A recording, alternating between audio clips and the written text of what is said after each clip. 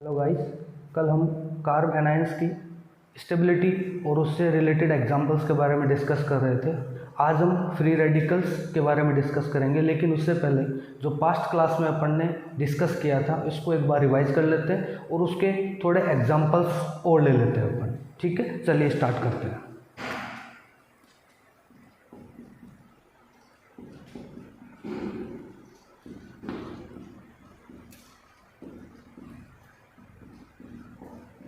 Carb anions, stability of carb anions. Stability of carb anions के अंदर कल तक अपन ने डिस्कस किया था कि अगर कोई कार्ब एनायंस से इलेक्ट्रॉन विड्रॉइंग ग्रुप यानी कि इलेक्ट्रॉन आकर्षित समूह जुड़ा होता है तो कार्ब एनायन की स्टेबिलिटी के अंदर यानी कि स्थायित्व के अंदर वृद्धि होती है, जबकि अगर कोई इलेक्ट्रॉन डोनेटिंग ग्रुप यानी कि इलेक्ट्रॉन दाता समूह कार्ब एनायन से जुड़ा होता है तो उसके स्टेबिलिटी यानी कि स्थायित्व में कमी होती है। कल तक अपन ने ये चीज़ डिस्कस की थी।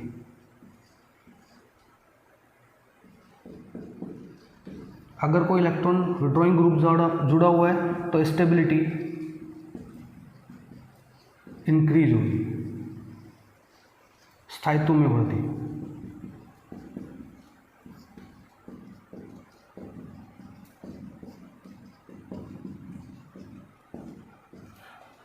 जबकि अगर इससे कोई इलेक्ट्रॉन डोनेटिंग ग्रुप जुड़ा हुआ है तो स्टेबिलिटी डिक्रीज होगी, स्थायित्व में कमी।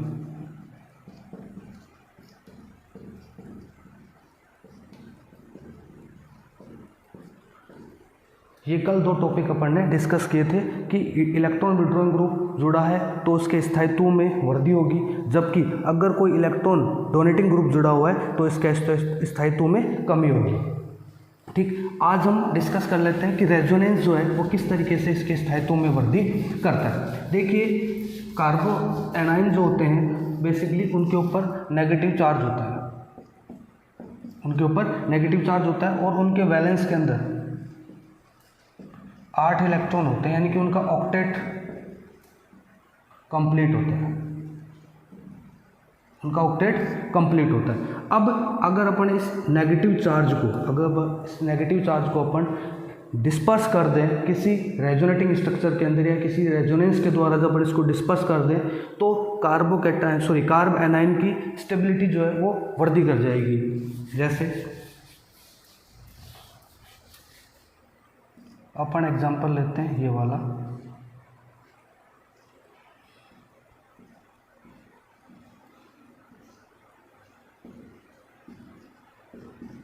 इसको बोलते हैं बेंजीन कार्ब एनाइन। ठीक, बेंजीन कार्ब एनाइन जो होता है वो इस कार्ब एनाइन को, ये वाला जो कार्ब एनाइन है इसको रेजोनेंस के द्वारा स्टेबलाइज कर देगा। देखिए इस तरीके से ये वाला यहाँ आ जाएगा,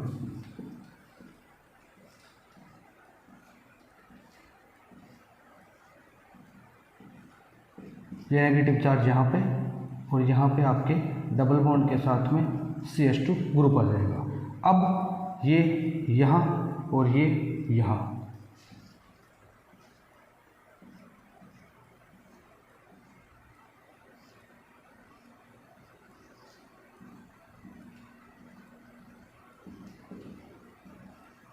ठीक है। अब ये वाला यहाँ,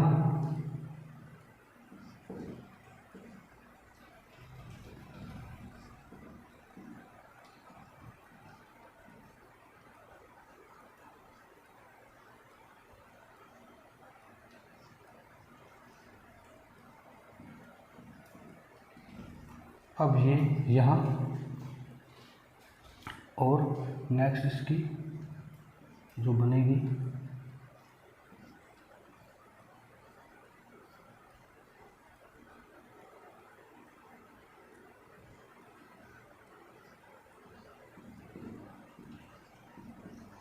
इस तरीके से, ये नेगेटिव चार्ज जो है वो रेजोनेंस के द्वारा इस पूरी बेंजीन रिंग के अंदर डिस्पर्स हो जाता है और स्टेबिलिटी ऑफ कार्ब एनायंस में इंक्रीजमेंट करता है। ठीक है, एक दूसरा एग्जांपल लेते हैं।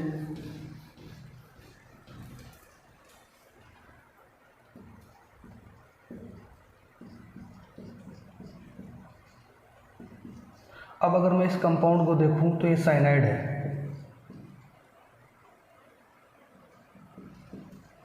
ये एक इलेक्ट्रॉन विड्रॉइंग ग्रुप है,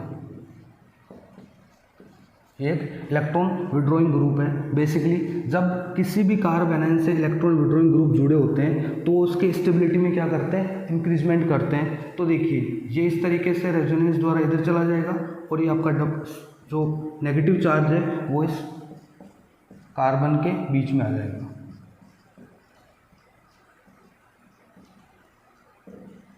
इस तरीके से ये इसका रेजोनेंस बना देगा और इस नेगेटिव चार्ज को डिस्पर्स करके नाइट्रोजन पे चला जाएगा, जो कि मोर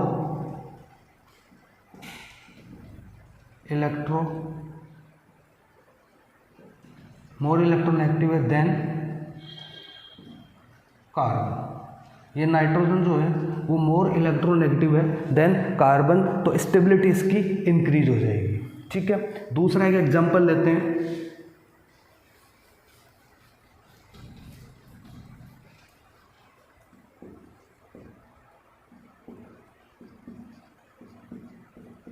कीटोनिक कंपाउंड का, ठीक सेम यहाँ पे ये नेगेटिव चार्ज यहाँ पे और ये वाला यहाँ पे, इसका जो रेजोनेंस होगा वो इस तरीके से होगा।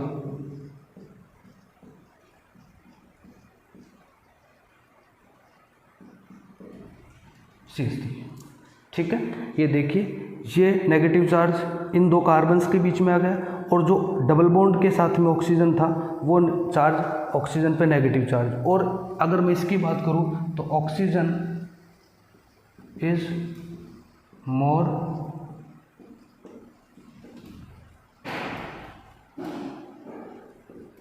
Electronegative than carbon. यहाँ पर भी ऑक्सीजन जो है वो कार्बन के कंपैरिजन में मोर इलेक्ट्रोनेगेटिव है। ठीक, अब बात करते हैं अपन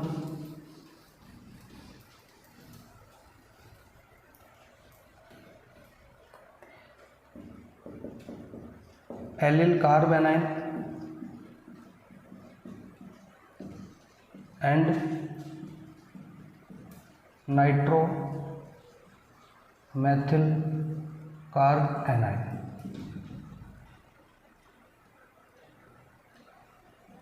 ठीक, एलिल कार्ब एनायन और नाइट्रोमेथिल कार्ब एनायन, इन दोनों में से किसकी स्टेबिलिटी ज़्यादा होगी तो वो डिस्कस करते हैं। देखिए एलिल कार्ब एनायन ये होता है,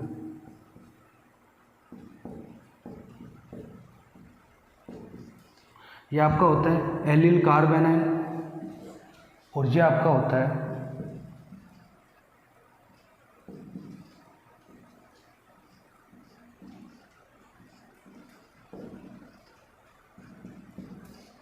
नाइट्रोमेथिल कार्ब एनायन। ठीक, दोनों के अंदर देखिए रेजोनेंस होता है, इसमें भी रेजोनेंस है और इसके अंदर भी रेजोनेंस है।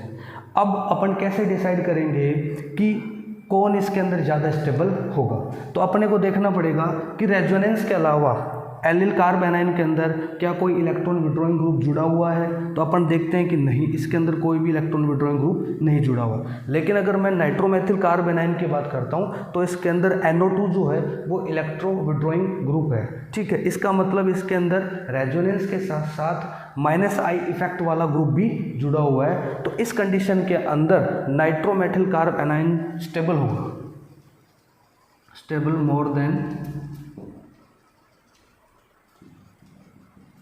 Allele carb anion. क्यों?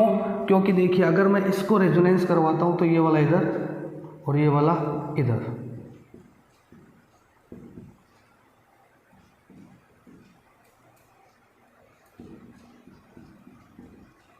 CH2, ये तो इसकी रेजोनेटिंग स्ट्रक्चर हो गई जो कि सिंपल है, इसके अंदर कोई भी इलेक्ट्रॉन विड्रॉइंग ग्रुप नहीं दिया हुआ। लेकिन अगर मैं इसकी बात करता हूं तो इसके अंदर देखिए ये वाला ग्रुप इधर, ठीक, और ये वाला इधर चला जाएगा।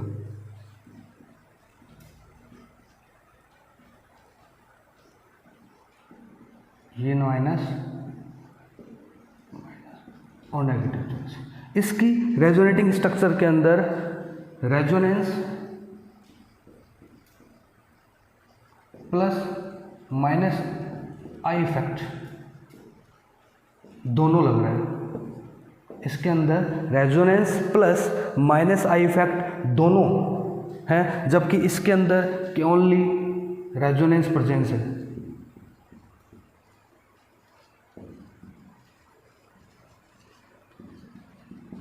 Resonance presence only. इसमें अगर मैं इन दोनों की स्टेबिलिटी की बात करूं तो ये ज़्यादा स्टेबल होगा। कौन? नाइट्रोमेथिल कार्ब एनाइन स्टेबल होगा more than allyl carb anion से। ठीक है। अब ऐसा क्यों होता है? मान लीजिए कि कुछ जगह पे आपको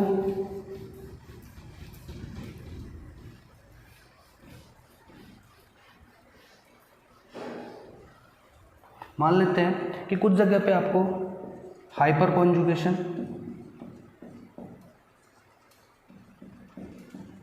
एंड रेजोनेंस दोनों मिल जाए। हाइपर कॉन्जुगेशन यानी कि अति संयुग्मन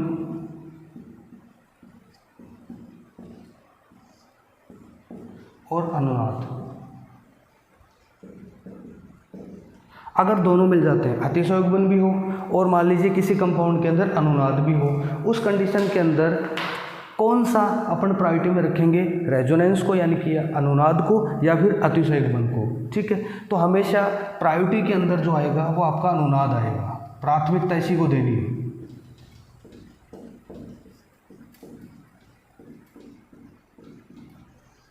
आपको जो प्राथमिकता है वो किसको देनी है? अनुनाद को देनी है, और अनुनाद के बाद में फिर आपको अति संयुग्मन को देनी है। क्यों? ऐसा रीज़न क्यों है? क्योंकि हाइपर कॉन्जुगेशन जो होता है यानी कि आपका जो अति संयुग्मन होता है वो सिग्मा पाई डीलोकलाइजेशन के द्वारा होता है।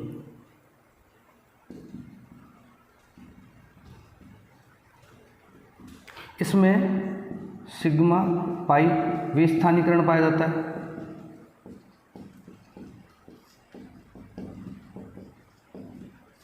और इसके अंदर पाई पाई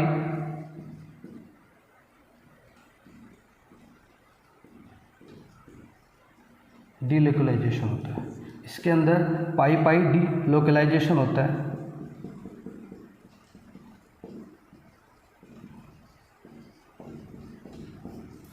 ठीक।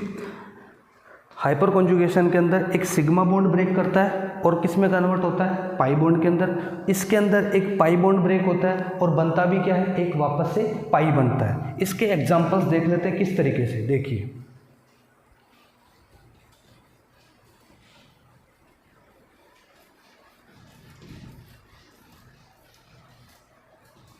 सबसे पहले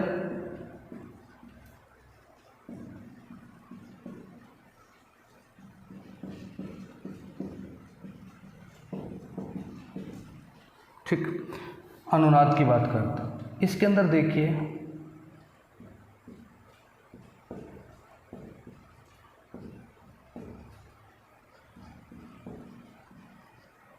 ठीक, अगर मैं इसकी बात करूं तो इसके अंदर या तो ये बॉन्ड ब्रेक हो सकता है, या ये बॉन्ड ब्रेक हो सकता है, या ये बॉन्ड ब्रेक हो सकता है, और ये तीनों ही कैसे हैं? सिग्मा बॉन्ड है। तीनों ही कैसे हैं? Sigma bond. यानी कि ये सिग्मा बॉन्ड ब्रेक होगा, यहाँ जाएगा, और पाई बॉन्ड यहाँ पहुँच जाएगा। यानी कि इसके अंदर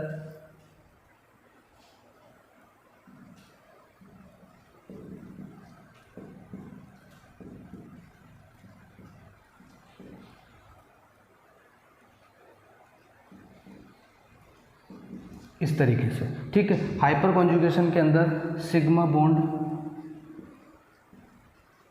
ब्रेक होते हैं।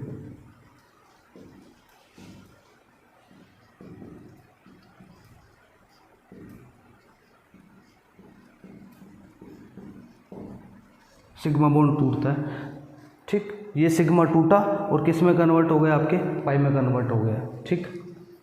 अब बात कर लेते हैं अनुनाद की।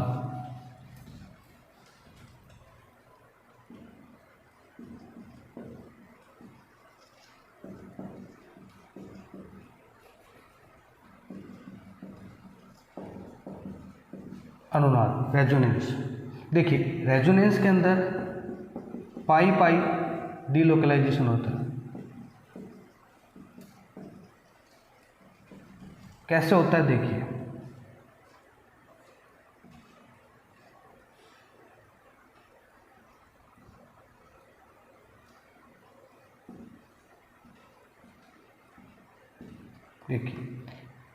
ये लोन पेयर यहाँ पे, ये पाई बॉन्ड ब्रेक होगा और ये टूट के यहाँ पे चला जाएगा, तो यहाँ पे पाई बॉन्ड ब्रेक होता है।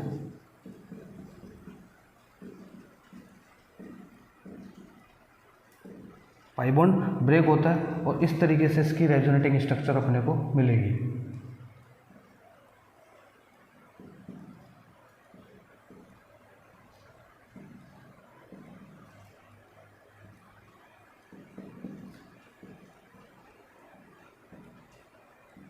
ठीक, ये अपना पाई बॉन्ड ब्रेक किया, ठीक, और पाई बॉन्ड फॉर्म हुआ। एक तरफ पाई बॉन्ड ने ब्रेक किया और एक तरफ पाई बॉन्ड बन गया।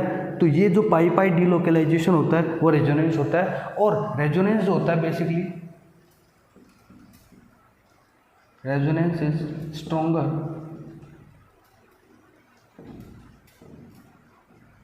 Effect than hyper conjugation.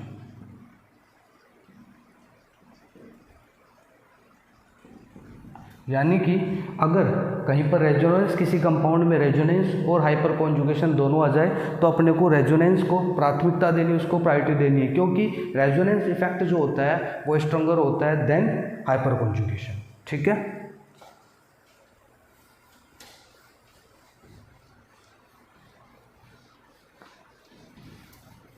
अब अपन डिस्कस कर लेते हैं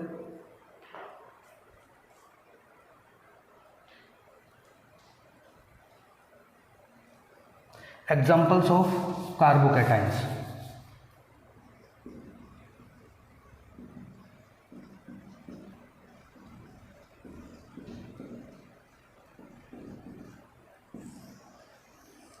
एग्जाम्पल्स ऑफ कार्बोकैटाइन अपनी पास्ट क्लास के अंदर करना रह गए थे, तो आज अपन एग्जाम्पल्स ऑफ कार्बोकैटाइन को भी कर लेते हैं। देखिए, एग्जाम्पल्स ऑफ कार्बोकैटाइन के अंदर अपन ने डिस्कस किया था कि अगर किसी कार्बोकैटाइन से इलेक्ट्रॉन डोनेटिंग ग्रुप यानी कि इलेक्ट्रॉन दाता समूह जुड़े होते हैं तो वो उसके स्थायित्व में वृद्धि करते हैं, स्टेबिलिटी को इंक्रीज करते हैं। वाइल अगर कोई उससे इलेक्ट्रॉन विड्रॉइंग ग्रुप जुड़ा होता है तो वो उसके स्टेबिलिटी में डिक्रीज करते हैं, यानी कि उसकी स्टेबिलिटी में कमी करते हैं। ये दो चीज़ें अपन ने देखी थी और उसके लिए अपन ने 2-3 एग्जाम्पल्स भी लिए थे। एक ट्रोपेलियम का एग्जाम्पल लिया था और एक बेंजिल कैटाइन का एग्जाम्पल लिया था। ठीक है, आज हम स्टेबिलिटी ऑफ एग्जाम्पल्स को डिस्कस कर लेते हैं। देखिए, सबसे पहले अगर स्टेबिलिटी की बात करूं तो ट्रोपोलियम जो आयन होता है वो मोस्ट स्टेबल होता है।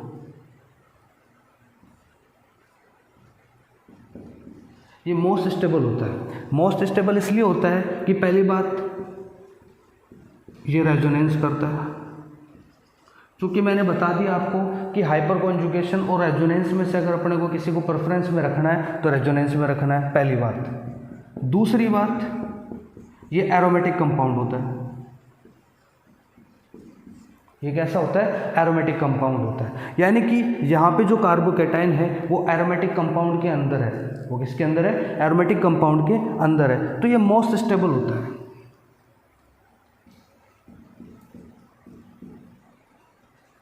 इसकी रेजोनेटिंग स्ट्रक्चर्स पार्ट फर्स्ट के अंदर बता दी गई है, तो आप वहाँ से देख सकते हैं। अब इसके बाद में बात करते हैं कि इसके बाद कौन आता है। तो इसके बाद अगर मैं स्टेबिलिटी की बात करूँ तो ट्राइफेनिल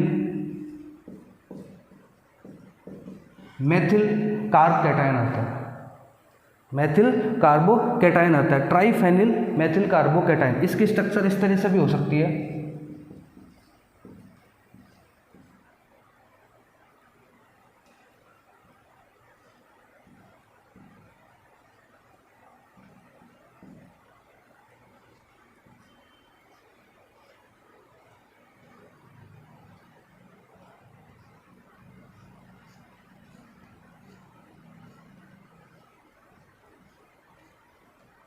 ये आपको होता है मेथिल कार्बोकैटायन। अगर आप इन दोनों का कंपैरिजन करते हैं तो देखिए, इसकी अगर मैं रेजोनेटिंग स्ट्रक्चर्स की बात करूं तो इसके अंदर 9 रेजोनेटिंग स्ट्रक्चर्स बन सकती है और ट्रोपोलियम आयन के अंदर लगभग 8 के आसपास होती है। फिर भी जो ट्राइफेनिल मेथिल कैटायन होता है वो बेसिकली ट्रोपोलियम से कम स्टेबिलिटी वाला होता है। इसका रीज़न ये है कि यहाँ पे जो कार्बोकैटायन है, यहाँ पे जो कार्बोकैटायन है वो एरोमेटिक कंपाउंड के अंदर नहीं है बल्कि एरोमेटिक कंपाउंड से बाहर की तरफ है, जबकि ट्रोपोलियम आयन जो होता है वो उसके अंदर जो कार्बोकैटायन होता है वो कम्प्लीटली एरोमेटिक कंपाउंड के अंदर है, कम्प्लीटली एरोमेटिक कंपाउंड के अंदर है। इस वजह से ट्रोपोलियम कैटायन जो होता है वो basically triphenyl carbocation, methyl carb cation के कंपैरिजन में ज़्यादा स्टेबल होता है। इसके बाद में जिसकी जितनी ज़्यादा रेजोनेटिंग स्ट्रक्चर्स होंगी वो उतना ही ज़्यादा स्टेबल माना जाएगा, यानी कि ट्राइफेनिल मेथिल कार्ब कैटायन जो है वो ज़्यादा स्टेबल है compare than to diphenyl carb cation के कंपैरिजन में। ऑब्वियस बात है कि इसके अंदर अगर 9 स्ट्रक्चर है तो इसके अंदर 4, 3 और 3 6 स्ट्रक्चर ही होंगी लगभग, ठीक। उसके बाद में फिर आपका आ जाता है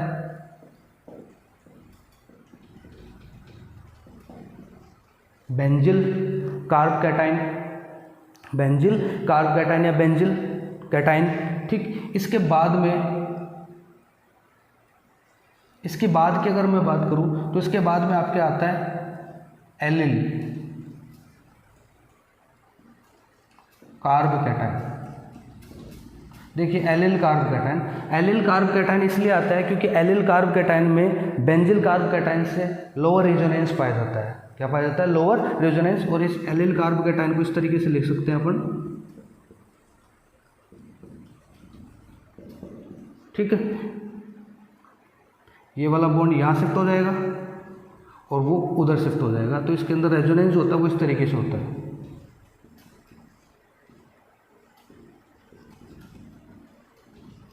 ये ठीक, ये आपका एलिल कार्बोकैटायन है, ठीक है। वो उसके बाद आता है और फिर उसके बाद में एलिल कार्बोकैटायन के बाद में आप ले सकते हैं 3 डिग्री, 2 डिग्री, 1 डिग्री और उसके बाद में आपका आता है मैथिल कार्बोकैटायन, ठीक। मैथिल कार्बोकैटायन इसलिए आता है 1 डिग्री, चूंकि अब इन दोनों में फ़र्क देख लीजिए कि मैथिल कार्बोकैटायन भी 1 डिग्री में आता है और 1 डिग्री भी 1 डिग्री में आता है, तो इन दोनों में थोड़ा सा डिफरेंस देख लेते हैं अपन।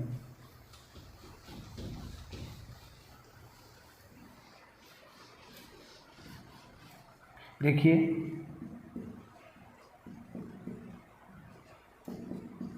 ये 1 डिग्री कार्बोकैटायन है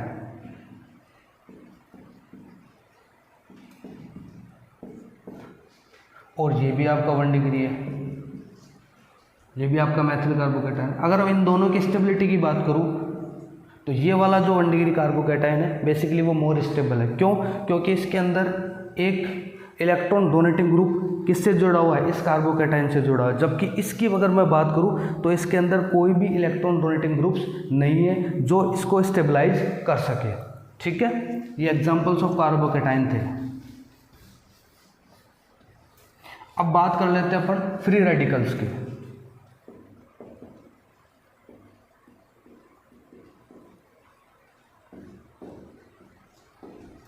मुक्त मूलक free radicals.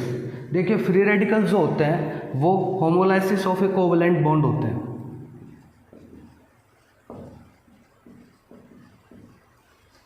Free radicals are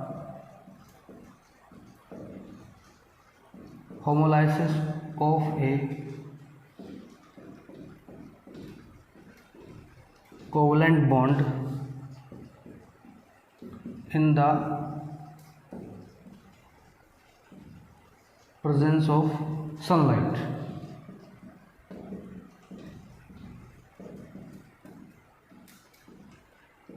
ठीक, यानी कि हिंदी में बोले तो इसको समास विखंडन है किसी सह संयोजक बंध का।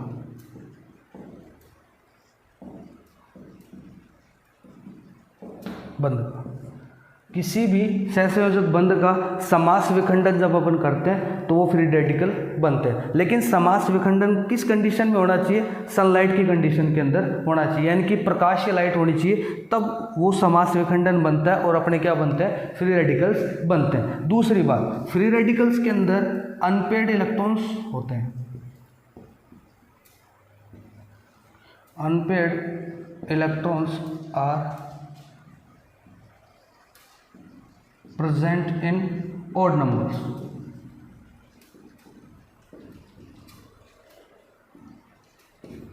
ठीक है, यानी कि एकांकी या अयुग्मित इलेक्ट्रॉन्स जो होते हैं वो विषम संख्या में उपस्थित होते हैं।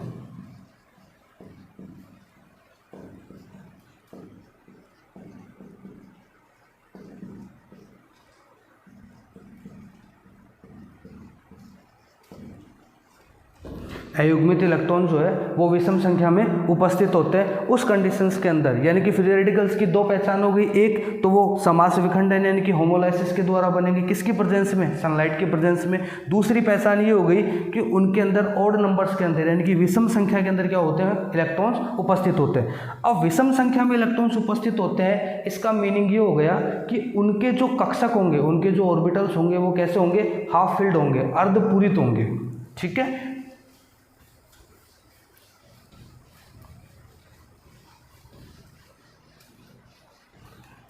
तो आपके फ्री रेडिकल्स इस तरीके से बन सकते हैं।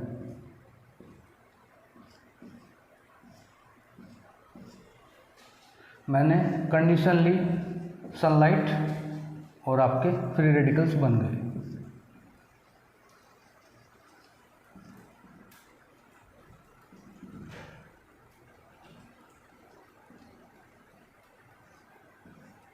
ये देखिए फ्री रेडिकल्स बन गए। अगर मैं इसकी बात करूँ इस कार्बन की, तो ये देखिए यहाँ पे एक अनपेड इलेक्ट्रॉन उपस्थित है, एक अनपेड इलेक्ट्रॉन उपस्थित है। अगर मैं इसका ऑर्बिटल डायग्राम देखूँ तो इस तरीके से होगा। नॉर्मली इसके पी ऑर्बिटल के अंदर 2 इलेक्ट्रॉन होने चाहिए। नॉर्मली इसके पी ऑर्बिटल में कितने इलेक्ट्रॉन होने चाहिए, 2 इलेक्ट्रॉन्स होने चाहिए, लेकिन इसके पी ऑर्बिटल में एक ही इलेक्ट्रॉन उपस्थित है, यानी कि ये आपका होता है विषम संख्या इलेक्ट्रॉन, विषम संख्या इलेक्ट्रॉन है। इस कंडीशन को ही अपन बोलते हैं मुक्त मूलक या फिर फ्री रेडिकल्स, फ्री रेडिकल्स।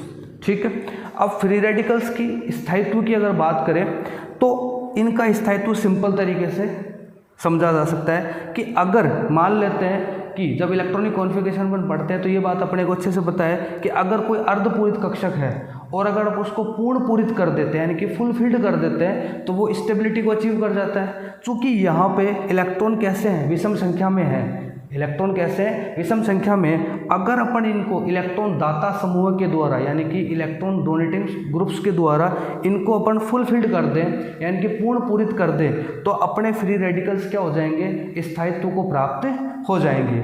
या फिर हाइपर कॉन्जुगेशन यानी कि अति संयुग्मन द्वारा भी इनके स्थायित्व की व्याख्या की जा सकती है। जैसे अति संयुग्मन में तो होता यह है कि एक सिग्मा बॉन्ड जो है वो किसको जन्म देता है, पाई बॉन्ड को जन्म देता है। ठीक है, मान लेते हैं कि यह आपका कोई फ्री रेडिकल है। ठीक है, ये कार्बन एक दूसरे से जुड़ा हुआ है।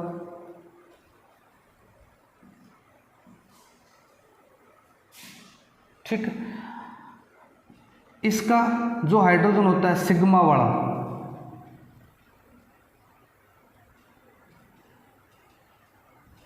सिग्मा वाला वो इसके साथ में क्या कर लेता है, ओवरलैप कर लेता है और इसी ओवरलैपिंग को अपन क्या बोलते हैं, अति संयुग्मन।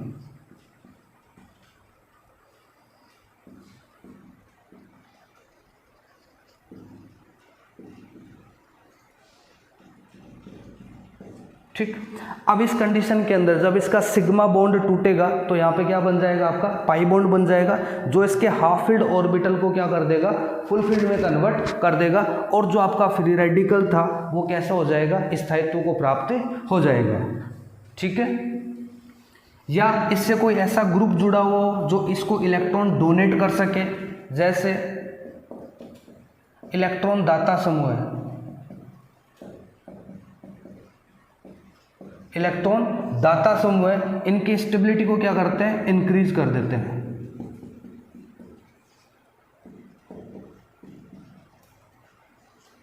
इनकी स्टेबिलिटी, स्थायित्व में वृद्धि कर देता है।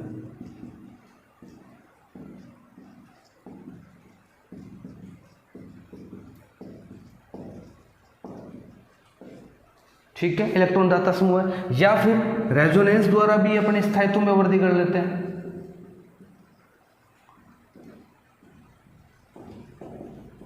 रेजोनेंस द्वारा भी इनकी स्टेबिलिटी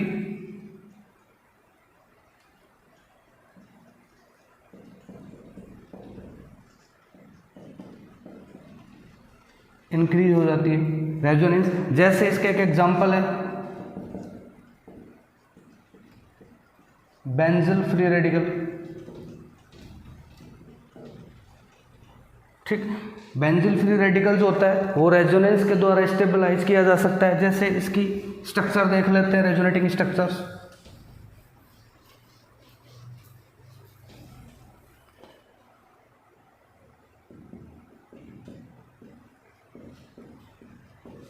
बेंजील फ्री रेडिकल,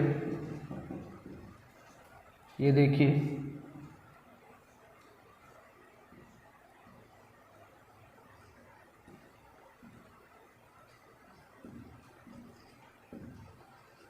ये आपका है बेंजील फ्री रेडिकल। ठीक, ये वाला बॉन्ड यहाँ चला जाएगा,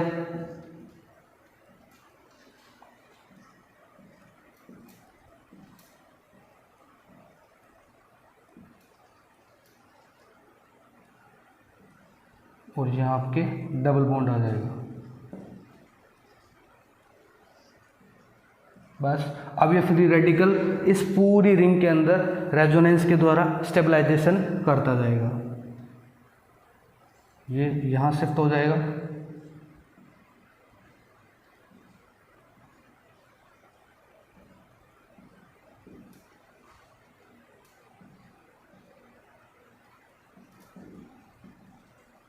ठीक, ये वाला यहाँ,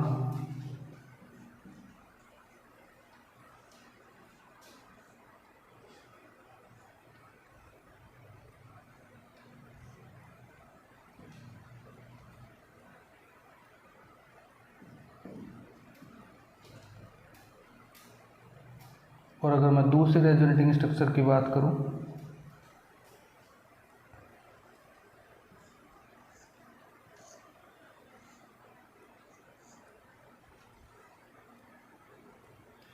ये वापस से यहाँ शिफ्ट हो जाएगा,